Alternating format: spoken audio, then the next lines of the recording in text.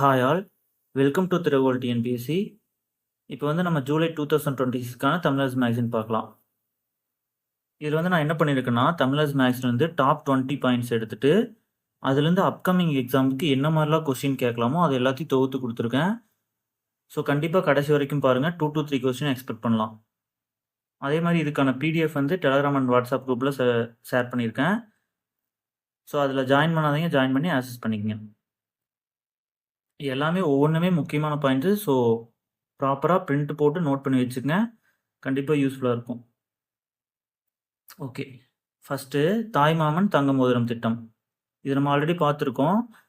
September 15, 2026 அண்ணா பிறந்தநாள் அப்போ இதை வந்து லான்ச் பண்ண போகிறாங்க.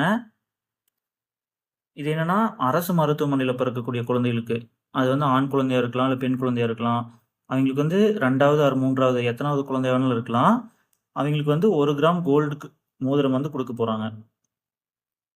இதுக்கு தகுதி என்னென்னா, இதை அறிவிச்ச நாளான 22 ஜூன் 2026 அந்த நாள் இல்லை அதுக்கப்புறம் வந்து அந்த குழந்தை பிறந்திருக்கணும்.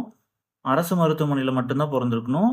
அதே மாதிரி அந்த தாய்மார் வந்து பிக்மி போர்ட்டல், அது வந்து நார்மலாக ஒருத்தங்க வந்து கன்சீவ் ஆனால் அதில் வந்து ரெஜிஸ்டர் பண்ணணும். அந்த போர்ட்டல் வந்து ரெஜிஸ்டர் பண்ணியிருக்கணும். அதுக்கப்புறம் ரெசிடென்ட்ஸ் ஆஃப் தமிழ்நாடு, தமிழ்நாட்டில் வசிப்பவராக மட்டும் இருக்கணும். இந்த கண்டிஷன் எல்லாம் பூர்த்தி செஞ்சால் அவங்களுக்கு வந்து 1 கிராம் தங்க மோதிரம் வந்து கொடுப்பாங்க. அதுதான் தாய்மாமன் தங்க மோதிரம் திட்டம்னு சொல்கிறாங்க. நெக்ஸ்ட்டு 17வது சட்டமன்ற பேரவை. இப்போ புதுசாக கவர்மெண்ட் வந்து ஃபார்ம் ஆச்சு. அது எத்தனாவது சட்டமன்ற பேரவைன்னு கேட்கலாம். 17வது. அதில் வந்து அந்த ஸ்பீச் கொடுக்குறப்போ 2 பேர்த்தோட கோட்ஸ் வந்து மென்ஷன் பண்ணியிருக்காங்க. ஃபஸ்ட்டு அண்ணாவோடது என்னென்னா, மக்களிடம் செல், அவங்களோடைய வாழ்ந்து, அவங்ககிட்டயே கற்றுக்கணும். அது வந்து ஃபஸ்ட்டு அண்ணாவோடது. அம்பேத்கரோடதுன்னா நம்ம நார்மலாக அரசியலமைப்பு சார்ந்துதான் வரும். அப்போ சமத்துவம், சுதந்திரம், சகோதரத்துவம் இது எல்லாத்தையும் ஒருங்கிணைஞ்சாதான் அது வந்து டெமோக்ரஸி, ஜனநாயகம்னு சொல்கிறாங்க. நெக்ஸ்ட் வந்து நிதி ஆயோக்கின் 11வது கூட்டம். இது நம்ம சிஏலையும் பார்த்துருந்தோம். நிதி ஆயோக்கோட நிர்வாக குழு வந்து வருஷம் ஒருக்கா அவங்க வந்து கூட்டம் கூட்டிகிட்டே இருப்பாங்க. 11வது கூட்டம் வந்து டெல்லியில் நடந்துச்சு. அதில் வந்து நம்ம சிஎம்மும் போய் கலந்துருந்தாங்க. இதில் யார் உறுப்பினர்கள் மெயினாக கேட்பாங்க. இது கொஞ்சம் கன்ஃபியூசிங் பாயிண்ட்டு. ஆல் ஸ்டேட்டோட சிஎம் அது வந்து நம்ம போட்டுருவோம். கவர்னர் வருவாங்களா வரமாட்டாங்களா இதுதான் வந்து கன்ஃபியூஸ் ஆகும். லெஃப்டினன்ட் கவர்னர் ஆஃப் யூனியன் டெரிட்டரியோட லெஃப்டினன்ட் கவர்னர்ஸ், துணைநிலை ஆளுநர்கள் வந்து வருவாங்க. ஆனால் மற்ற நார்மலாக இருக்கிற ஆளுநர்கள் யாரும் போக மாட்டாங்க. ஓகேவா? ஸோ அனைத்து மாநிலங்களின் முதலமைச்சர்கள் மற்றும் யூனியன் டெரிட்டரியின் துணைநிலை ஆளுநர்கள் மட்டும் அதில் பார்ட்டிசிபேட் பண்ணுவாங்க. இதுதான் கன்ஃபியூசிங் பாயிண்ட்டு.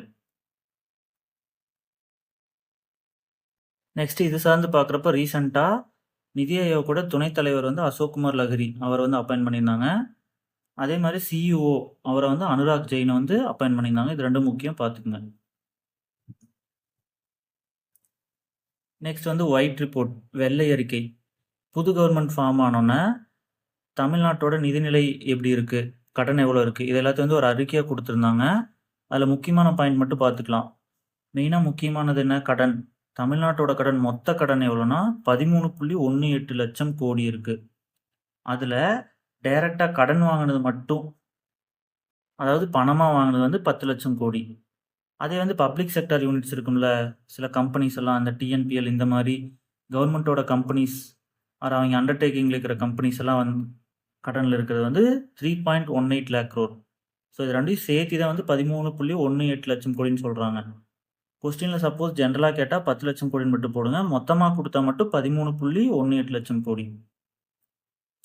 இது வந்து அவங்களோட ஜிஎஸ்டிபி. இப்போ மொத்தமாக சொன்னால் இந்தியாவுக்கு ஜிடிபின்னு சொல்லுவோம்.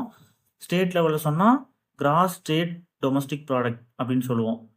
அப்போ அது எவ்வளோன்னா, அதாவது தமிழ்நாட்டோட மொத்த ஜிஎஸ்டிபியில் கடன் அளவு வந்து 28.3% இருக்குது. அந்த பப்ளிக் செக்டர் யூனிட்ல எதில் வந்து அதிகமாக இருக்குதுன்னா இபி. அதனால தான் நம்ம இப்போ கரண்ட் பில் அதிகமாக போடுறாங்கன்னு தெரில. அதை வச்சு ஞாபகம் வச்சுக்கங்க. பவர் செக்டார், அடுத்து டிரான்ஸ்போர்ட்டு, நெக்ஸ்ட்டு சிவில் சப்ளைஸ். இந்த ஆர்டரில் தான் அதிகமாக கடன் வாங்கியிருக்காங்க. Next 5th point.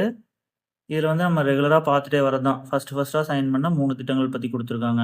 500 யூனிட்டுக்கு இருந்தால் 200 யூனிட் ஃப்ரீ, அதுக்கு மேலே இருந்தால் 100 யூனிட் ஃப்ரீ. அது ஃபஸ்ட்டு. நெக்ஸ்ட்டு சிங்கப்பெண் சிறப்பு அதிரடிப்படை. இதில் முக்கியமாக எப்போ வந்து லான்ச் பண்ணான்னு கேட்கலாம். ஜூன் 9, 2026. இதுக்கு வந்து பவானீஸ்வரி அவங்கள தான் வந்து ஐஜியாக இருந்தாங்க. அவங்கள தான் ஃபஸ்ட்டு இந்த தலைமையாக பொறுப்புக்கு வந்து கொடுத்துருக்காங்க. நெக்ஸ்ட்டு போதைப்பொருள் தடுப்பு சிறப்பு படை, ஆன்டி நார்கோட்டிக்ஸ். இந்த டாஸ்க் ஃபோர்ஸ் வந்து கிரியேட் பண்ணியிருந்தாங்க. மொத்தம் 65 டாஸ்க் ஃபோர்ஸ் வந்து கிரியேட் பண்ணியிருந்தாங்க. அடுத்து இது இல்லாமல் சில இனிஷியேட்டிவ்ஸ் என்னென்னா, நிறையா அந்த மதுபான கடைகளை வந்து மூடியிருந்தாங்க. 500 மீட்டர் பொது இடத்துல 500 மீட்டருக்குள்ளே இருக்கிற எல்லா மதுபான கடைகளையும் மூடியிருந்தாங்க. அதனோட கவுண்ட் பார்த்துக்குங்க, கிட்டத்தட்ட 717 மதுபான கடைகள். அதை விட்டு அது சும்மா எக்ஸ்ட்ரா கொடுத்துருந்தாங்க. அண்ணா வந்து இருமொழிக் கொள்கை எப்போ இம்ப்ளிமெண்ட் பண்ணணும் தீர்மானம் நிறைவேற்றினார்னா 1968. இது கன்ஃபியூஸ் ஆச்சுன்னா எப்படி ஞாபகம் வச்சுக்கோங்கன்னா, அண்ணா வந்து 2வது வருஷத்தில் இருமொழிக் கொள்கை கொண்டு வந்திருப்பார். ஓகேவா? அதுதான் ஷார்ட்கட்டு. இருமொழிக் கொள்கை அண்ணாவின் 2ஆம் ஆண்டு 1968 தீர்மானம் கொண்டு வந்திருப்பார். அதுக்கப்புறம் தமிழ்நாட்டில் 2வது எய்ம்ஸ் வந்து கோவையில் கொண்டு வர சொல்லி தமிழ்நாடு கவர்மெண்ட்டு மத்திய அரசுகிட்ட ஒரு கோரிக்கை கொடுத்துருக்காங்க. ஸோ அது மேபி 2வது எய்ம்ஸ் வந்து எங்கே கேட்டிருக்கான்னு கேட்கலாம், கோயம்புத்தூர். நெக்ஸ்ட்டு இந்தியாவின் உச்சநீதிமன்ற கிளைகள். இது வந்து ரீசெண்டாக லா கமிஷன் வந்து என்ன பண்ணியிருந்தாங்கன்னா, 4 இடத்துல வந்து உச்சநீதிமன்றத்தோட கிளைகள் வந்து நிறுவலாம். ஏன்னா நீதிமன்றத்தில் வந்து கேஸோட எண்ணிக்கை வந்து அதிகமாகிட்டே போகுது. ஸோ அதை வந்து லிமிட் பண்ணுறதுக்காக நிறைய பிரான்ச்சஸ் வந்து கிரியேட் பண்ணலான்னு சொல்கிறாங்க. அது வந்து கிரியேட் பண்ணலாமானா பண்ணலாம். அரசியலமைப்போட ஆர்டிகல் 130 என்ன சொல்லியிருக்காங்கன்னா, சிஜேஐ அதாவது சீஃப் ஜஸ்டிஸ் ஆஃப் இந்தியா வந்து பிரசிடென்ட்டோட அப்ரூவலோட அவர் வந்து எங்கே வேணாலும் அதனோட அமர்வு வந்து கிரியேட் பண்ணிக்கலாம். பெஞ்சுன்னு சொல்லுவாங்க.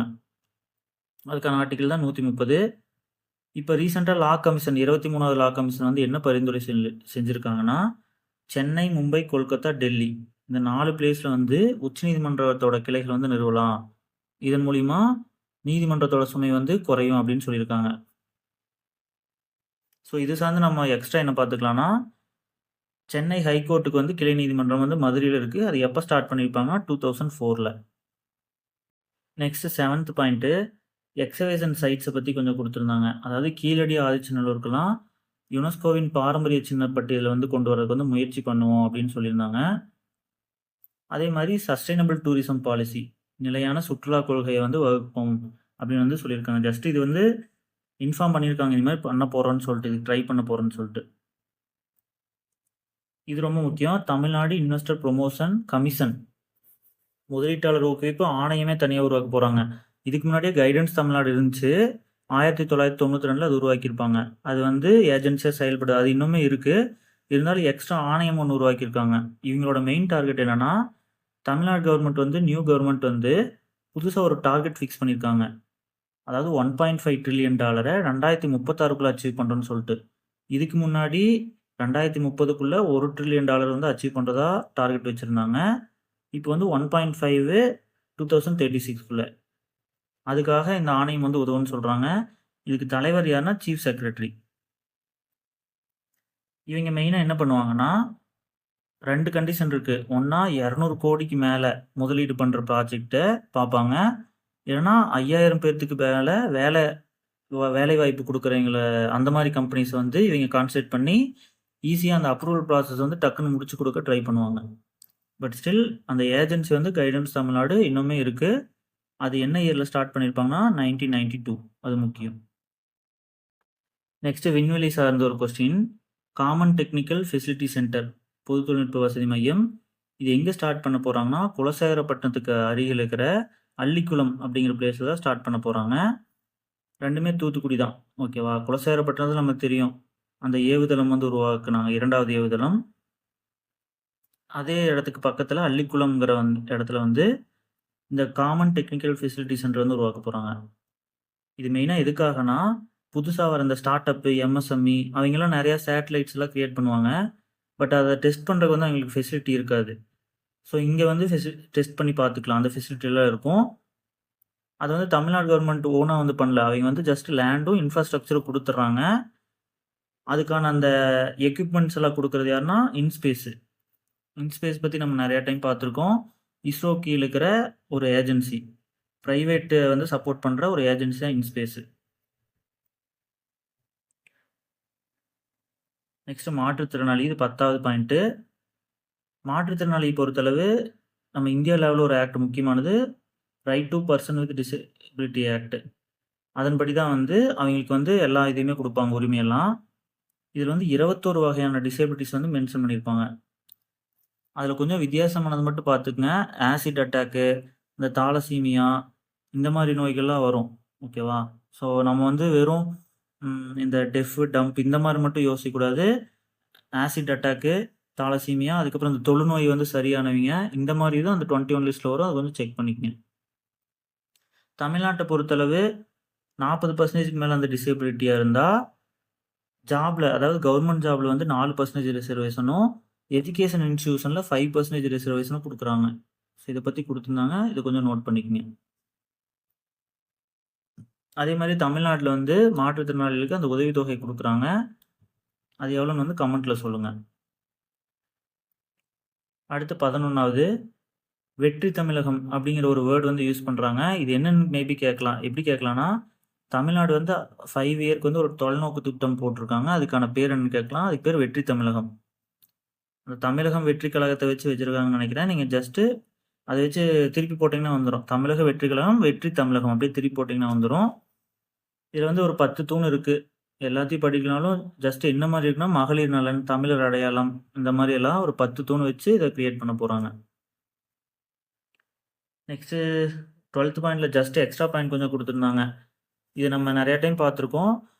இந்தியா லெவலில் ஒர்க் பண்ணுற பெண்களில் தொழிற்சாலைகளில் தமிழ்நாட்டில் தான் அதிக பெண்கள் கான்ட்ரிபியூட் பண்ணுறாங்க. கிட்டத்தட்ட 42%. ஓகேவா? இது தமிழ்நாடு தான் டாப்பில் இருக்கும்.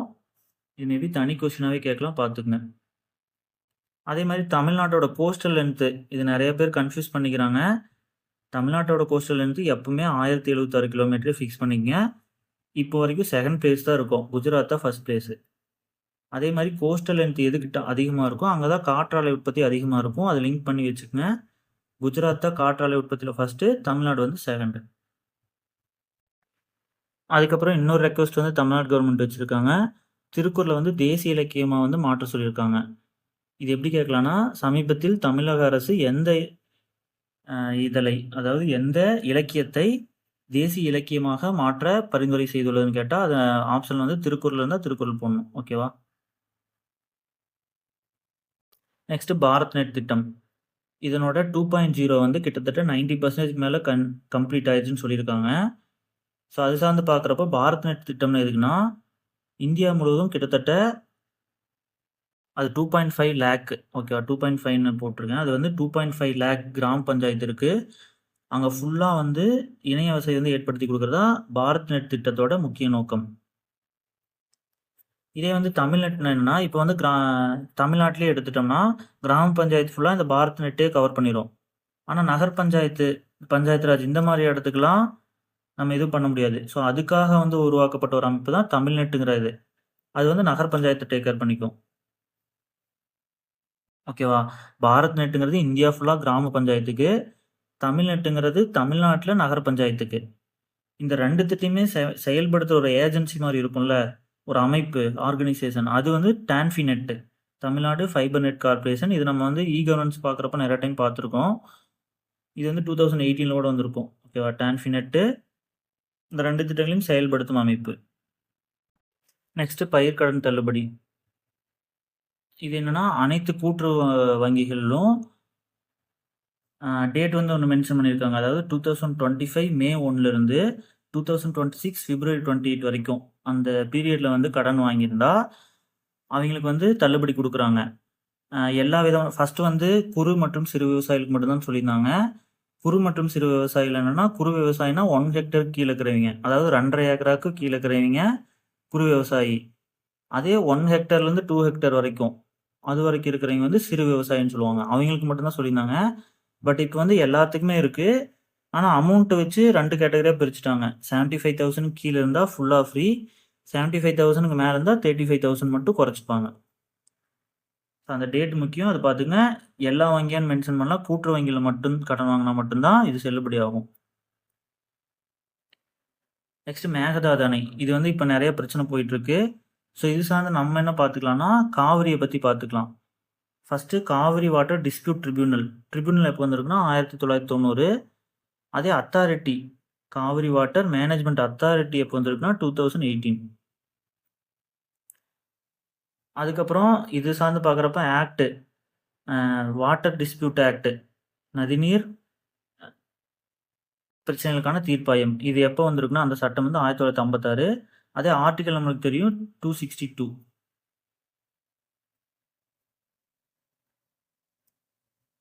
நெக்ஸ்ட் வந்து ரோடு ஆக்சிடென்ட் பற்றி ஒன்று கொடுத்துருக்காங்க. இருக்கலையே அதிகமாக ஆக்சிடென்ட் ஆகிறது எங்கன்னா இந்தியாவில் தமிழ்நாட்டில். அதே அந்த ஆக்சிடென்ட்னால டெத்து எங்கே அதிகமாக ஏற்படுதுன்னா உத்தரப்பிரதேசம். இது சார்ந்து பார்க்குறப்போ டான்சா தமிழ்நாடு ஸ்டேட் ஹைவே அத்தாரிட்டி இந்தியாவுக்குன்னு தனியாக இருக்குது. NHAIன்னு சொல்லிட்டு national highway authority of India Tamil Nadu தனியாக உருவாக்கியிருக்காங்க. அது 2024. இது வந்து நோட் பண்ணிங்க. இது மேக்ஸில் இருக்கிறது எக்ஸ்ட்ரா நோட் பண்ணதெல்லாம். அதுக்கப்புறம் NCORD இது கொஞ்சம் ஃபுல் ஃபார்ம் மட்டும் பார்த்துங்க. நாக்ரோ கோஆர்டினேஷன் சென்டர். அதாவது போதைப் பொருளை தடுக்கிறதுக்காக அந்த கலெக்டரு இந்த மாதிரி ஆட்களை வச்சு ஒரு குழு மாதிரி போட்டிருப்பாங்க. அது அடிக்கடி செயல்பாட்டில் இருக்கணும் மாதிரி சொல்லியிருக்காங்க. ஸோ ஃபுல் ஃபார்ம் மட்டும் பார்த்துங்க. NCORDனா நாக்ரோ கோஆர்டினேஷன் சென்டர். நெக்ஸ்ட் 17வது பாயிண்ட்டு குறுவை சிறப்பு தொகுப்பு. குறுவைன்னு என்னன்னா இது ஒரு நெல் சாகுபடிக்கான ஒரு காலநிலை தான். அதாவது நம்மளுக்கு தெரியும் ஏப்ரல் அண்ட் மே வந்து சொர்ணவாரி சித்திரை பட்டம் வந்துடும்.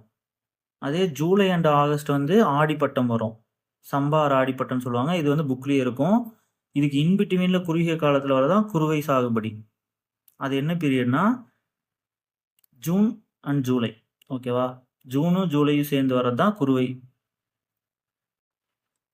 ஸோ இது மெயினாக எதுக்காக இந்த சிறப்பு தொகுப்பு கொடுக்குறாங்கன்னா நெல் உற்பத்தி அதிகரிக்குன்னு பார்த்தோம். இதில் வந்து நம்ம தமிழ்நாட்டில் பொறுத்தளவு 9 டெல்டா டிஸ்ட்ரிக்ட் இருக்குது, 29 நான் டெல்டா இருக்குது.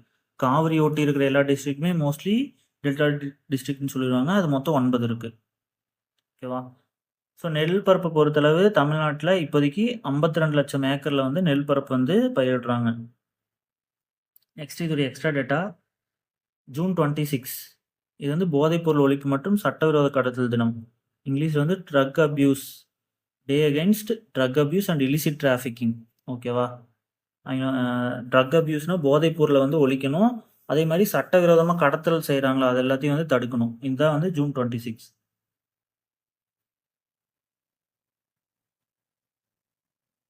நெக்ஸ்ட்டு 18வது பாயிண்ட்டு ரெட்டைமலை சீனிவாசன் பற்றி கொடுத்துருந்தாங்க. இவர் வந்து 1859. காந்தி வந்து 1869. இவர் வந்து அவருக்கே தாத்தா ஞாபகம். அவர் வந்து தாத்தா 1869. இது வந்து ரெட்டை இப்போ டபுள் தாத்தா 1859. இன்னும் 10 வருஷம் குறையும். ஓகேவா. இவரை வந்து திராவிட மணின்னு சொல்லிட்டு திருவிக்க சொல்லியிருப்பாரு 1939. இது வந்து எம்எல்சியா 1923 ஸ்டார்ட் பண்ணி 38 ஒரு சில இடத்துல 39 கொடுத்துருப்பாங்க. அது வரைக்கும் எம்எல்சியா இருந்திருப்பாரு. இதுக்கு முன்னாடியான MC ராஜா 1920 வந்திருப்பாரு எம்எல்சியா. அதுக்கப்புறம் இவர் வந்து 2வது வட்டமேசை மாநாட்டில் வந்து பார்ட்டிசிபேட் பண்ணியிருப்பாரு. நெக்ஸ்ட் அழகுமுத்துக்கோன். இவர் வந்து கட்லாங்குளத்து அதில் தான் வந்து பாளையக்காரன்னு சொல்லுவாங்க, அங்கே தான் பிறந்திருப்பாரு. ஆனால் இறந்தது வந்து நடுக்காட்டில் இறந்துட்டாருன்னு சும்மா ஷார்ட்கட் ஞாபகம் வச்சுங்க. இவர் கொன்னது யாருன்னா மருதநாயகம் நம்ம படிப்போம்ல, கான் சாஹிப், மருதநாயகம், யூசுப் கான் எல்லாமே ஒருத்தர் தான். அவர் தான் வந்து இவர் 1759 வந்து கொண்டிருப்பாரு. இவர் வந்து அழகுமுத்துக்கோனை பற்றி முக்கியமாக என்னென்னா பூலித்தேவரோட களக்காட்டு போர் இருக்கும்ல 1755 அந்த ரேஞ்சில், அதுக்கு வந்து திருவிதாங்கூர் படை வந்து பூலித்தேவருக்கு வந்து ஹெல்ப் பண்ணியிருப்பாங்க. அப்போ வந்து அந்த திருவிதாங்கூர் படையோட இவர் வந்து ஹெல்ப் பண்ணியிருப்பாரு. அழகுமுத்துக்கோனை சேர்ந்து பூலித்தேவருக்கு வந்து ஹெல்ப் பண்ணியிருக்காரு. நெக்ஸ்ட் காமராஜர். இவரை பொறுத்தளவு நிறையா டைம் ஜெயிலுக்கு போயிருப்பாரு. ஃபர்ஸ்ட் 1930 வேதாரண்யம் சால்ட் மார்ச் அப்போ அலிப்பூர் சிறை. இது எப்படி ஞாபகம் உப்பு அல்றாரு, அதான் அலிப்பூர்னா அல்றாரு ஞாபகம். உப்பு அல்றப்ப கைது பண்ணுறாங்க. ஸோ அலிப்பூர் ஜெயிலு அது கொல்கத்தாவில் இருக்குது அலிப்பூருங்கிறது. அடுத்து 1933 இது ப்ரீவியஸ் கொஸ்டின் ஆல்ரெடி கேட்டது. விருதுநகர் பாம்பு கேஸ்னு ஒன்று இருக்கும். ஆனால் இவரு தப்பு பண்ணியிருக்க மாட்டார், பொய் வழக்கு போட்டிருப்பாங்க. அதுக்கு வந்து மெட்ராஸ் ஜெயிலில் வந்து அடைச்சிருப்பாங்க. அதுக்கப்புறம் 1942 குவிட் இண்டியா அமராவதி. நெக்ஸ்ட்டு 21வது point TNGECL Tamil Nadu green energy corporation limited. இதனோட ஹிஸ்ட்ரி என்னன்னா ஃபஸ்ட்டாக டிஎன்இபி 1957 காமராஜர் பீரியடில் வருது. 2010 என்ன பண்ணியிருப்பாங்கன்னா டேன் ஜெட்கோ டேன் டிரான்ஸ்கோன்னு 2ஆக பிரிச்சிருப்பாங்க. ஓகேவா? இப்போ ரீசெண்டாக என்ன பண்ணியிருக்காங்கன்னா அந்த டேன் ஜெட்கோவை மறுபடியும் 3ஆக பிரிச்சிருக்காங்க. அதில் வந்து ரெனியூபிள் எனர்ஜிக்கானவங்க தான் வந்து டிஎன்ஜிஇசிஎல். இந்த மாதிரி தான் பிரிச்சிருக்காங்க. டேன் ஜெட்கோவை டிஎன்பிடிசிஎல், பிஜிசிஎல், ஜிஇசிஎல். இது ரொம்பலாம் ஒன்றும் இல்லை, அந்த 2 லெட்டர்ஸ் மட்டும் நல்லா வச்சுங்க. பிடினா பவர் டிஸ்ட்ரிபியூஷன், பிஜினா பவர் ஜென்ரேஷன், அதாவது பவரை ஜென்ரேட் பண்ணி டிஸ்ட்ரிபியூட் பண்ணுறாங்க, அது வந்து தனி. அதே மாதிரி க்ரீன் எனர்ஜிக்கு தனி, தமிழ்நாடு க்ரீன் எனர்ஜி கார்ப்பரேஷன் லிமிடெட்னு சொல்லிட்டு. இப்படி வந்து டேன் ஜெட்கோவை 3ஆக பிரிச்சிருக்காங்க. அதில் டிஎன்ஜிஇசிஎல்னா ரெனியூபிள் எனர்ஜிக்கானது. இதை மட்டும் ஞாபகம் போதும். இது சார்ந்து பார்க்குறப்போ பிஎம் குசும் ஸ்கீம் வந்து 2019 வந்திருக்கும். இது வந்து அந்த மோட்டார் பம்பை வந்து டீசல் வச்சு யூஸ் பண்ணாமல் சோலார் பவர் மூலிமா அந்த மோட்டார் இயங்கி வைக்கிறது விவசாயிகளுக்கு வந்து இது சாதகமாக இருக்கும். அதே மாதிரி சூரியகர் முஃப்த் பிஜ்லி யோஜனா இது வந்து 2024 வந்திருக்கும். கிட்டத்தட்ட 1 கோடி பேரை வந்து டார்கெட் பண்ணி அவங்களோட வீட்டில் வந்து அந்த கூரையோட மேற்பரப்பில் சூரிய தகடை வந்து நிறுவி கொடுக்கறது. இதன் மூலிமா அவங்க வந்து ஒரு மாதத்துக்கு 300 யூனிட் வரைக்கும் அந்த கரண்ட் வந்து ப்ரொடியூஸ் பண்ண முடியும். இதுக்கு வந்து மானியம் கொடுப்பாங்க. கிட்டத்தட்ட 70,000 வரைக்கும் மானியம் வந்து இது கொடுப்பாங்க. ஸோ அவ்வளோதான். Thank you so much. இந்த வீடியோ வந்து உங்களுக்கு இன்ஃபர்மேட்டிவாக இருந்துச்சுன்னா கண்டிப்பாக லைக் அண்ட் சப்ஸ்கிரைப் பண்ணிக்கங்க. புதுசாக வரவங்க கண்டிப்பாக சப்ஸ்கிரைப் பண்ணிக்கங்க. ஏன்னா இந்த மாதிரி கண்டினியூஸாக வீடியோ வந்துகிட்டே இருக்கும். இதில் ஒவ்வொரு பாயிண்ட்டுமே எக்ஸாமுக்கு வரக்கூடியதாக யோசிச்சு நோட் பண்ணியிருக்கோம். ஸோ எந்த பாயிண்ட்டுமே மிஸ் பண்ணாதீங்க. எல்லாத்தையுமே நோட் பண்ணி ப்ராப்பராக யூஸ் பண்ணிங்க. Thank you so much.